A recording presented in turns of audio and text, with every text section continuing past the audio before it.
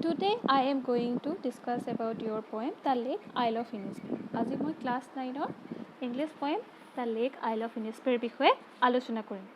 যোৱা দুটা সমাজ বিজ্ঞানৰ ভিডিঅ' আৰু ইংৰাজী পয়েমৰ এটা ভিডিঅ'ত আপোনালোকৰ যথেষ্ট সঁহাৰি পাইছোঁ, তাৰ কাৰণে বিশেষ ধন্যবাদ আৰু আশা কৰোঁ আজিৰ ভিডিঅ'টো আপোনালোকে নিশ্চয় ভাল পাব।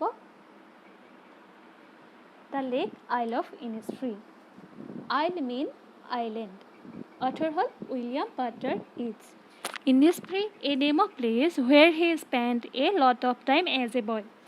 It is a very quiet place, and that is the reason the poet wants to go there.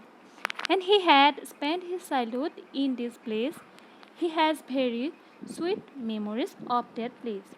Innisfree এখন ধুনীয়া শান্ত ঠাই, তাতে তেওঁ বাল্যকাল কটাইছে আৰু সেয়া তেওঁৰ অতি মধুৰ আছিল আৰু সেয়ে তেওঁ তালৈ যাব বিচাৰে। সেইখিনি কথাকে কবিয়ে তেওঁৰ নিজৰ ভাষাত কবিতাৰ মাধ্যমেৰে কৈছে। The lake isle of Innisfree. Now we will discuss its stanza. In the first stanza, I will arise and go now and go to Innisfree, and a small cabin built there of clay and wattles made. The poet says, I refers to the poet. He's saying that he wants to go to Innisfree. Then he says that he will build a room for himself, and the room will be made with clay and wattles. Clay মানে বোকা মাটি, wattles মানে হ'ল বাঁহৰ কামি বা মানে লাঠি, যিটো ঘৰ বনাবলৈ আমি ব্যৱহাৰ কৰোঁ, মাটিৰ ঘৰ বনাবলৈ যিটো আমি ব্যৱহাৰ কৰোঁ।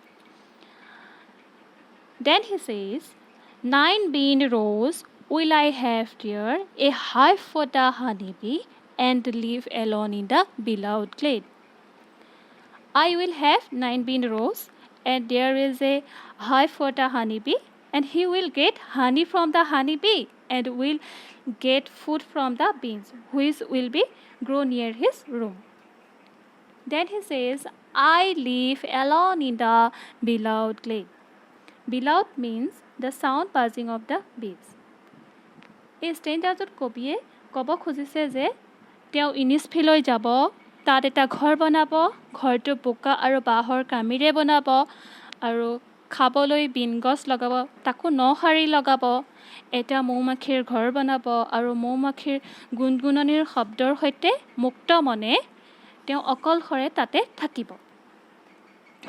এৰাইজ মেইন হ'ল থিয় হোৱা, কেবিন মানে কোঠা, ৱেটেলছ মানে হ'ল ঘৰ বনাবলৈ বনোৱা বাঁহৰ কামি, গ্লেড মানে হ'ল মুক্ত ঠাই, বিলাউড মানে হ'ল মৌমাখিৰ গুণগুণনিৰ শব্দ। In the second stanza, the poet says, and I shall have some peace there, for peace comes from the dropping slow, dropping from the vales of the morning to where the cricket sings. যে তেওঁ শান্তি পাব, সেই শান্তিটোক তেওঁ লাহে লাহে উপলব্ধি কৰিব। আৰু দেন হি ছেইজ যে ৰাতিপুৱা যেতিয়া ডাৱৰে আৱৰা এটা বতৰ দেখিব, তেওঁ অনুভৱ কৰিব যে ৰাতিপুৱাই তেওঁৰ পৰা মুখ লুকুৱাইছে। ভেলছ মানে উৰণিৰ লগত তুলনা কৰিছে, ভেলছ মানে হ'ল উৰণি, যে তেওঁৰ পৰা মুখ লুকুৱাব, কিহেৰে লুকুৱাব? উৰণিৰে। ভেলছক ডাৱৰৰ লগত তুলনা কৰিছে। আৰু সেই বতৰত কি শুনা পাব? ক্ৰিকেট। ক্ৰিকেট মানে হ'ল এটা সৰু পোক, আমি যাক জিলি পোক বুলি কওঁ। ফটোত দেখুৱাইছোঁ তোমালোকক। তেতিয়া সি তাৰ নিজৰ ভাষাত গান গাব, জিলিয়ে তেতিয়া তাৰ নিজৰ ভাষাত গান গাব, তেওঁ তেতিয়া কি অনুভৱ কৰিব? শান্তি অনুভৱ কৰিব। Then he says, there's midnight's all a glimmer and noon's a purple glow.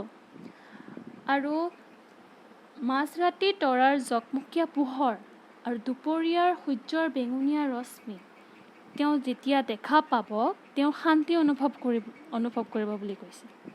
আৰু and evening full of the lineage wings, আৰু সন্ধিয়াৰ সময়ত যেতিয়া আকাশত তেওঁ লিনেজ মানে হ'ল এটা সৰু চৰাই, তোমালোকক ফটোত দেখুৱাইছোঁ। যেতিয়া আকাশত উৰিব তেওঁ দেখা পাব, তেওঁ কি ফিল অনুভৱ কৰিব? শান্তি অনুভৱ কৰিব বুলি কৈছে, যে that will be peaceful and relaxing his mind. Second ষ্টেঞ্জাত কবিয়ে ক'ব খুজিছে যে তেওঁ শান্তিটো লাহে লাহে উপলব্ধি কৰিব, আৰু ৰাতিপুৱা যেতিয়া ডাৱৰে আৱৰা এটা বতৰ দেখিব, শান্তিটো তেওঁ লাহে লাহে উপলব্ধি কৰিব। আৰু ৰাতিপুৱা যেতিয়া তেওঁ ডাৱৰে আৱৰা এটা বতৰ দেখিব সেইটো আৰু সেই সময়ত যেতিয়া জিলিয়ে মাতিব তেওঁ শান্তি উপলব্ধি কৰিব আৰু মাজৰাতিৰ তৰাৰ জকমকীয়া পোহৰ আৰু দুপৰীয়াৰ বেঙুনীয়া ৰশ্মি দেখা পালে তেওঁ শান্তি লাভ কৰিব। In the third stanza, he says, I will arise and go now, for always night and day. Night and day means সকলো সময়তে মানে all time. I hear the lake water lapping with low sounds by the shore. তেওঁ থিয় হ'ব আৰু উইনিছফিললৈ যাব কিয়নো তেওঁ সকলো সময়তে হ্ৰদৰ পানীয়ে পাৰত খুন্দা মৰা যিটো শব্দৰ সৃষ্টি হয় সেই শব্দটো তেওঁ অনবৰতে অন্তৰত এক জীপাল অনুভৱৰ সৃষ্টি কৰি আছে। লেপিং মানে হ'ল নদী বা হ্ৰদৰ পাৰ। Then he says, while I stand on the roadway or on the pavement's grade, I hear it in the deep heart's core.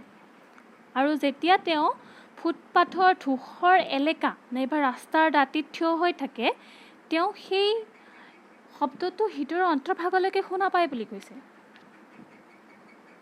যে থাৰ্ড ষ্টেঞ্জাত কবিয়ে কৈছে যে তেওঁ তালৈ যাব কিয়নো তেওঁৰ হ্ৰদৰ পানীয়ে পাৰত খুন্দা মৰা তেওঁৰ শব্দ কাণত বাজি আছে যিটো জীপাল হৈ আছে। তেওঁ যদি ৰাস্তাটো থিয় হৈ থাকে নাইবা ফুটপথৰ ধূসৰ এলেকাটো থিয় হৈ থাকে সেই শব্দ তেওঁ হৃদয়ৰ অন্তৰ্ভাগলৈকে শুনা পায় বুলি কৈছে। তোমালোকৰ কুৱেশ্যন এনচাৰ তোমালোকৰ ডেছক্ৰিপশ্যনত PDF লিংকটো দিয়া আছে, তোমালোকে ডাউনলোড কৰি ল'বা আৰু আশা কৰোঁ তোমালোকে এইটো নিশ্চয় ভাল পাইছা আৰু লাইক কৰিবা, শ্বেয়াৰ কৰিবা। Thank U.